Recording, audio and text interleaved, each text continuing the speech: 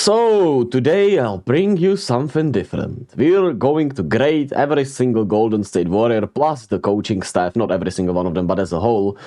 With 1/3 of the season essentially done, let's see how the Warriors have graded out by my standards. You can tell me your standards in the comment section. If you enjoy Warriors content or NBA content or just, another guy trying to make content who is about as sincere as it gets, please leave a like and subscribe. Let me firstly point out that the grades are truly mine, and what goes into factor is not only statistics, but also, expectations that I had or that I thought, were appropriate for the set player, and also just somewhat the feel that I have. It's not just about the statistics, it's not just about the expectations, it's also about the feel that I am having about certain players sometimes. Our first student that we will be grading is the man himself, Wardell Stephen Curry II.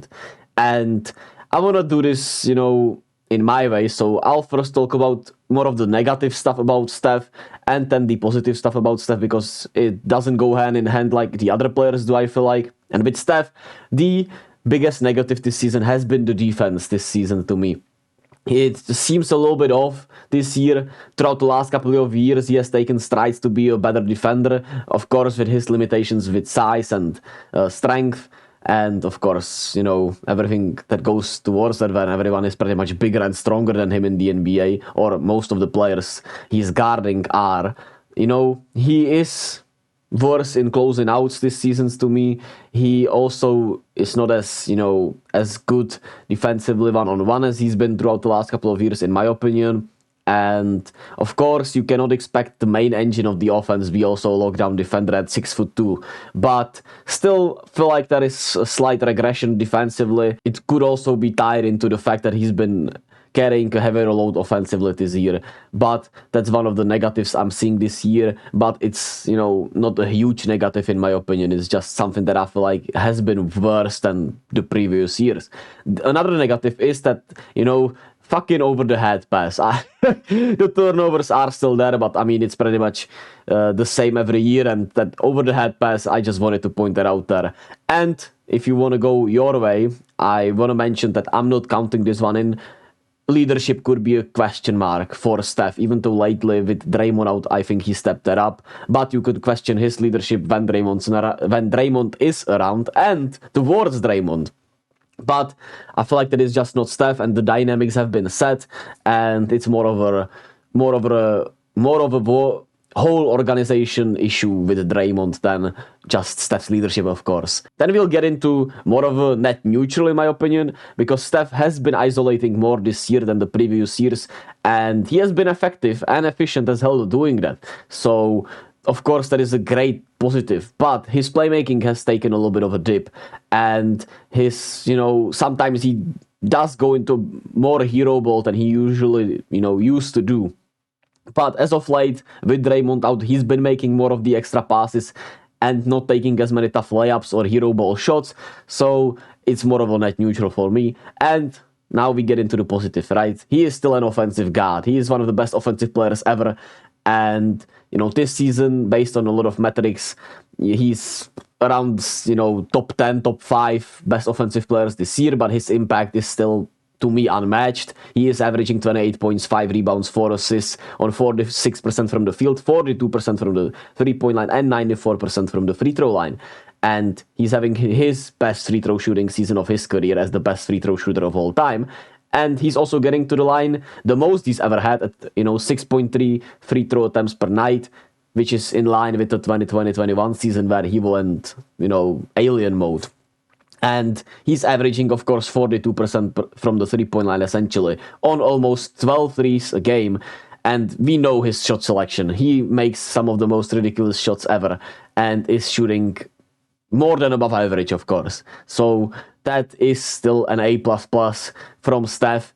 And when I grade it out through my feel, through, the statistics, the shooting, the defense, the turnovers, and the expectations, I still feel like Steph is an A to A+ student, man. It has not been one of the best years of Steph's career, but he is still one of the greatest ever. And I think with the momentum we're getting, I'm expecting that the grade will stay the same, but or will stay the same, will be a clear A+. Once we get into the 2/3 of the season mark, when I'll be doing a follow-up to this. Time to talk about his splash, bro. Killa Klay Thompson himself, Klay Alexander Thompson himself. And with Klay, I won't be doing it the same I did with Steph. I'll be talking about it more of a overall perspective, because I think everything adds up with Klay. And he's had another tough start to the season, which, I mean, we have been used to with Klay when he has been, even at his best, he usually was off to slow starts the season. And in the first 13 games this season, he shot 33% from the three-point line, while also taking some of the most outrageous shots you've ever seen. And being really, bad decision maker, not a great teammate to me, and being defensively lost whenever a screen was involved. However, the next 13 games, he has been shooting 41% from the three-point line on 10 attempts per game, and since the Phoenix game when he got benched, which is these last 4 games, he has looked like a different player energy-wise. He has more spring in his legs, he's, more on balance, and shooting 50-50, 100 splits, and averaging 26 points, 3 rebounds, and 3 assists a night, while actually being even better defensively. And, he's playing much more within the offense, slightly improving the shot selection, not as many, heat checks or bad shots or those type of shots when he's, feeling like he's due to make one. So it has been a tale of two halves, two Clays this season, really. But he seems to be on the right track, and it feels right to me to just give him a C. He's been really bad the first 13 games of the season to me, but he's been really good the last 13 games of the season to me. So a C feels like an appropriate grade, but he is on the upward trajectory, so I hope he's gonna get, to the B side, or even an A- if he continues to play as well, when we get to 2/3 of the season. Next up, we have Maple Jordan, Andrew Wiggins, one of the naughtiest students this season. He had an injury-riddled season last year, and he had a lot of issues off the field that we still really know nothing about. There were just speculations, rumors, and everything like that comes with, social media and stuff, and the spotlight. Andrew Wiggins came into the season looking to bounce back, and he wanted to be an all-star again, which, yeah, the season has, taken a drastic change for Andrew Wiggins. He is down in every statistical category besides turnovers and free throw percentage, which, of course, turnovers being up is not a good sign from his other Warrior seasons, and is looking like a shell of himself at age 28. It started to look like he's starting to aim his shot, while, of course, shooting a carry low 30% from the three-point line, and he was at about 20% for a lot of the season. And he has simply not been assertive nor aggressive driving the ball. He looks like he doesn't want to take contact. He looks like he is avoiding contact in the paint. And he also has not put people on Wiggins' island this season. So it has been a really bad season for Andrew Wiggins. He also got benched. He's coming off the bench now, which has never happened to him, of course, before in his career. And since coming off the bench, he has looked a little better. But it is one of the weirdest, most unprecedented drop-offs I have ever witnessed, man. So Wiggins gets an F, man. He gets an F. It's simple as that. When we literally take into account everything, the injuries are a valid, I don't want to say even an excuse, they are a valid explanation for how bad he's been and the off-the-field stuff that we don't know about. But unfortunately, the expectations also play a role in this grade, which is why I have to give him an F. Draymond Green is the next. What's up, everybody? It's Draymond Green. Make sure you subscribe to the Volumes YouTube channel below. So come on, man. You're suspended from class. You can't be recording podcasts in class. Okay. Alright, that was just a funny joke. Of course, he literally does not record those podcasts anymore for some reason. But all jokes aside, he has been actually great on the floor, right? Draymond has looked, at his best offensively on the floor. Defensively, it has not been at his best, but still one of the most impactful defenders. And he has looked confident shooting the ball, but it's hard to give him a grade other than an S for suspended or an F for all the off-the-court stuff. So, yeah, I'm just gonna go with the S for suspended, and we'll see where we are 2/3 of the season, man. Our next student is one that has never missed a class. Kevon goddamn Looney. The Loon Dog. The Iron Man. And it has been rough. it has been rough, and one of the reasons is that he has never missed class the last 2 years. The Ironman streak, playing in every single game throughout the last 2 years, has just done more damage to him than anything, it feels like. He looks tired all the time, he does not move well on the court at all, and it has affected him defensively, where he's not able to switch out on the perimeter as much, and he literally does not contest anything at the rim. And he also just is moving too slow offensively, where he just hinders the offense a lot. He's not finishing well around the rim. And overall is pretty much down in everything. Every statistical category, eye test, everything about Kevon Looney is just not great this season. And he's looking like a shell of himself. And I don't know what else to say here, really. He's just not been good. And I'm not sure if it's that he's out of shape, or if his body is giving up on him after, all the injuries he's gone through. He's literally transformed into 3 different players throughout his career already. And it might just be that his body is giving up on him. I'm kind of scared about that, but who knows, right? We won't know until we know, really. So, with that being said, I think Looney gets a D-. Wiggins is also a Warriors legend, but I just feel worse for him because, I'm not being a good teacher. He should get an F also. He had expectations to still be one of the best rebounders in the league, to still be one of the most valuable defenders on the team, and he has been none of that. And even though I think the coaching staff has done a bad job with his minutes, the same can be said about Andrew Wiggins. But we'll talk about the coaching staff later on. So, Looney, I love you, but you have to get an F also from teacher Romy Ednaras. Chris Paul is our next student. He's been in class for so long, but his first year with the squad. And he did accept the bench role, which is a huge positive, because the Warriors' bench unit is one of the best in the league offensively, despite having a lot of shakeups, and has been one of the most, one of the best bench units in the league. And he has been incredibly efficient with Dario Saric. He is still an incredible floor general, still having a 6.1 assist to turnover ratio. And, he has been closing games as the secondary ball handler, now especially with Draymond out. And with all that said, eye test-wise, it feels weird. It just feels still weird. It feels like he doesn't still fit the system that much, even though statistics don't even say it. We have been playing slower with him out there. And I don't know. It's just been weird from him. Him and Dario have an incredible chemistry, but I also feel like it has hindered his ability to have more chemistry with Kuminga, with Trayce Jackson-Davis, who has barely played, I know, but with the other young guys, and with the emergence of Brandin Podziemski, sometimes you just feel like he should be playing less, but that's not on him. That's once again on the coaching staff. Offensively, he has not been shooting the ball well, and he looked hesitant to start the year and was not able to knock down also anything to start the year. He has looked better with his shot selection and with his aggressiveness offensively lately, which I think will continue to improve. So, Chris Paul, all things considered, gets a B from me. When I consider the fact that he accepted the bench role, the bench unit has been great. His chemistry with Dario Saric is bringing one of the, most efficient plays we have with him and Dario in that pick and roll and pick and pop. He is still a great veteran presence, which you could see as recently as the Celtics game, where he huddled up the young guys to help Steph with those 5 fouls.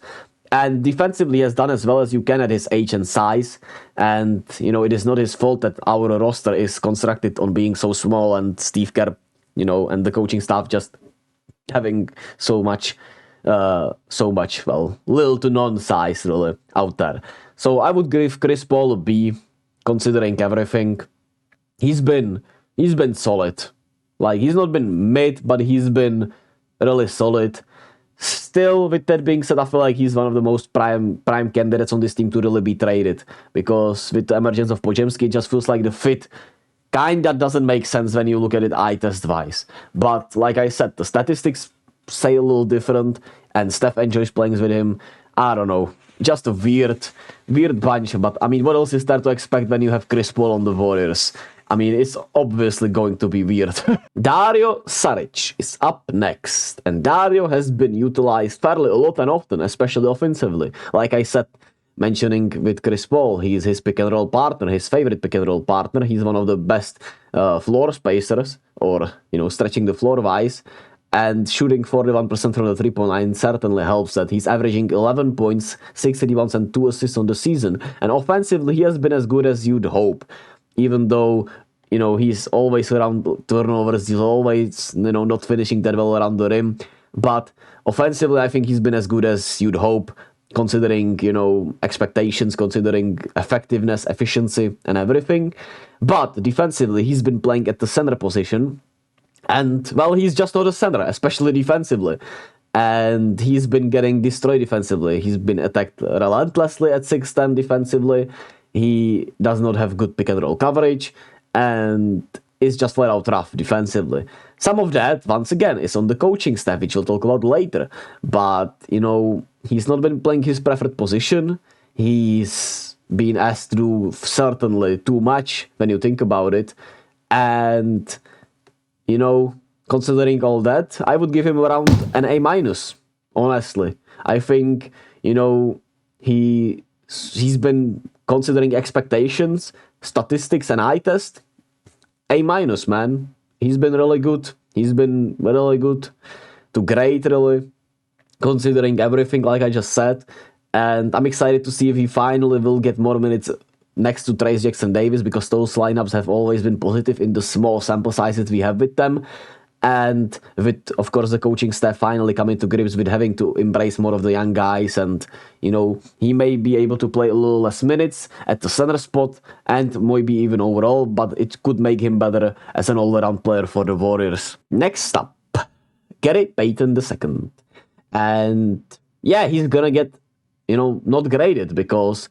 Well, he's been injured essentially for 14 of the 27 games, and he has literally not played lately. He's still capable of being a major impact off the bench. Early on, he looked like in full force, especially offensively and defensively. He looked to have regained his bounce, but the injuries keep adding up, and his body could be giving up on him, unfortunately. And we don't know if the bounce will still be there after the injuries. So I'm concerned about GP2 because I love him. He's so awesome on and off the court, but nonetheless, he's just not graded, and we'll see what happens 2/3 of the season. Hopefully, he's able to stay healthy and play, because I think impact-wise, he still has the potential to be, as good as anyone on the team. Not named Steph Curry, really, especially defensively. And that is that. Now, let's go to the Year 3 players. First, we start with Moses Moody, who is finally getting consistent minutes and has improved in every metric.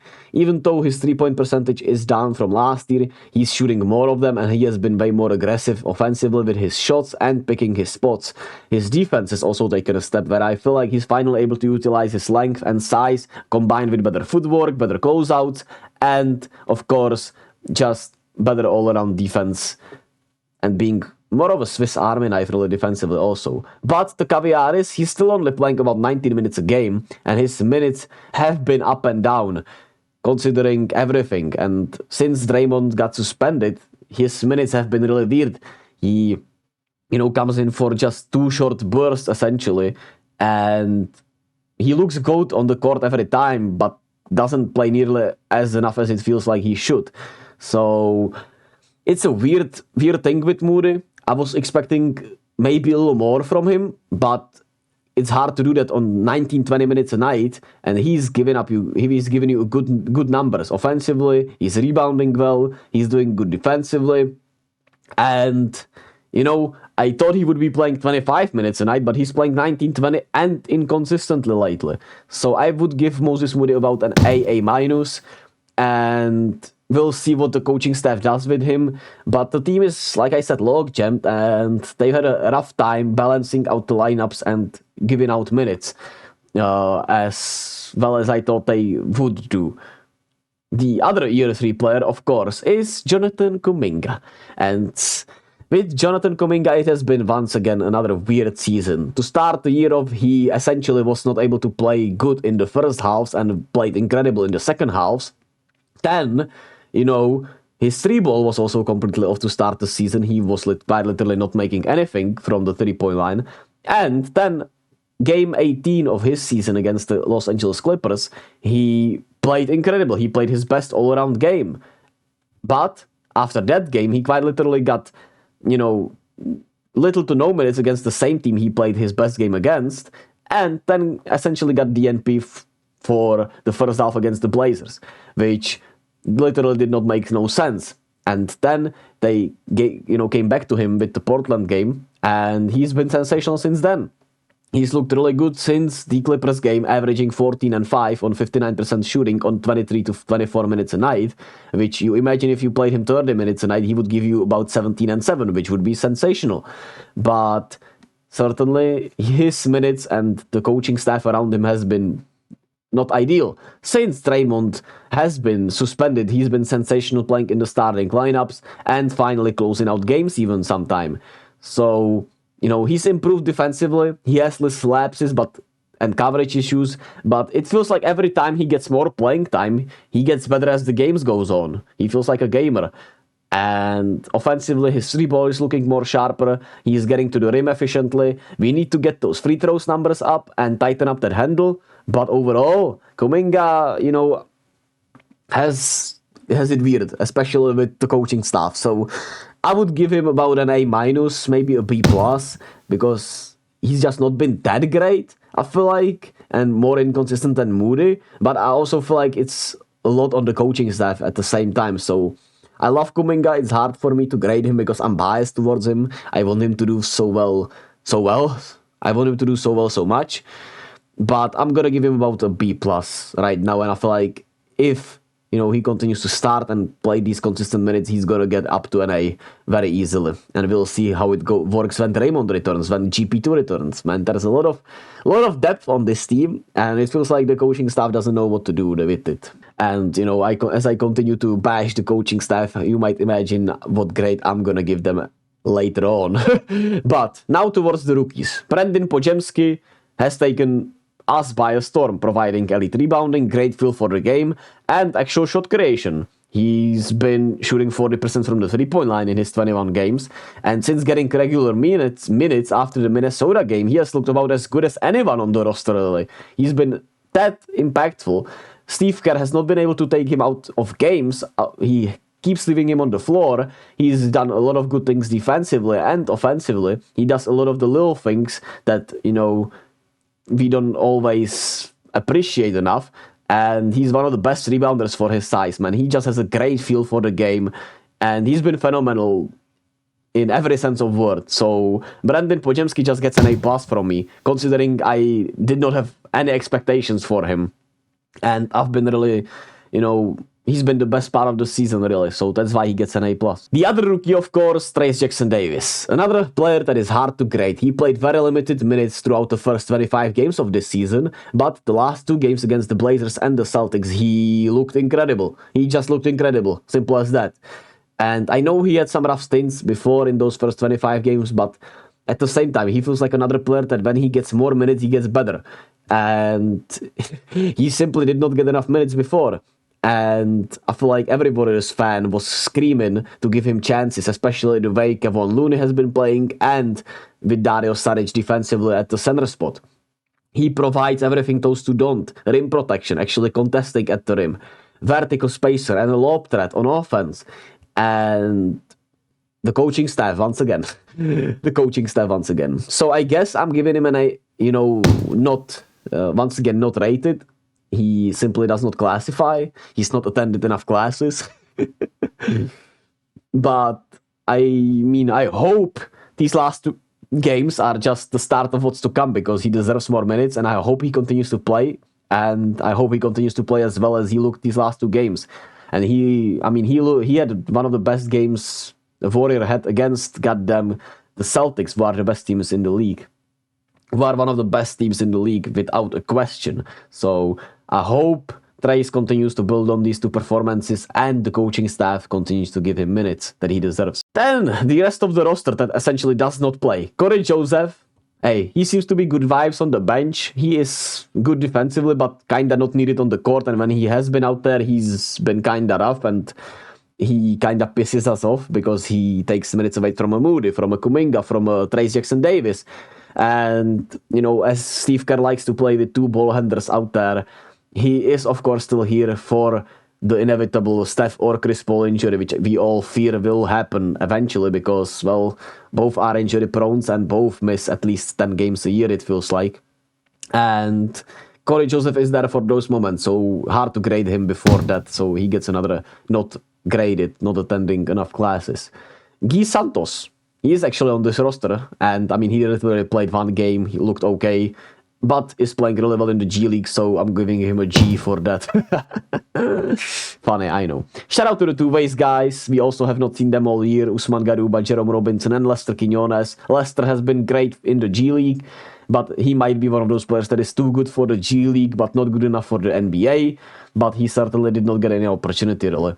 Jerome Robinson, I don't know, man. And Usman Garuba, I thought we would see him in spurts defensively, in some defensive lineups at least, because he has the defensive potential to be a really versatile defender.